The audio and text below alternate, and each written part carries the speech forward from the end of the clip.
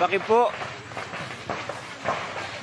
Isang bahay ang tinupok ng apoy sa Purok 1A San Roque, Mercedes, Camarines Norte, alas 7:33 kaninang umaga. Ayon kay Fire Officer 2 Hazel K. Villagracia, Chief Admin at Fire Arson Investigator ng Bureau of Fire Protection Mercedes, mabilis na kumalat ang apoy dahil gawa sa light materials ang kalahating bahagi ng bahay. Umabot ang sunog sa ikaunang alarma kung saan 4 na fire trucks ang ginamit para agad itong maapula. Ang may sinding kandila sa altar ang natukoy na sanhi ng insidente.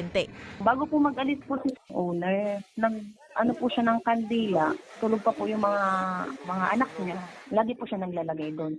So doon po siya talaga tinuturo din po ng witness na lumabas po mismo sa kwarto. Yung dalawa po kasi yung kwarto. Yung gitna po doon, may altar po doon.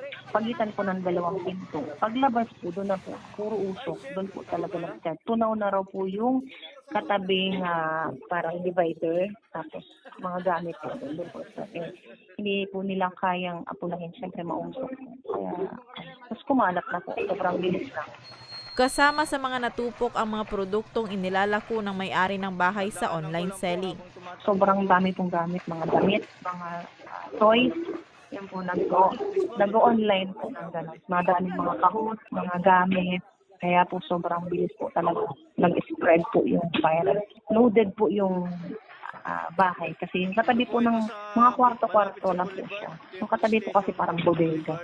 Tapos half lang po, half concrete lang po siya. Paalala ng otoridad, patayin ng kandila, appliances o anuman na pwedeng pagmula ng sunog, lalo na kung aalis ng bahay para iwas sunog. Para sa mga balitang Tatak Bicol, Rose Bilista. Yeah, so may mga bahay po.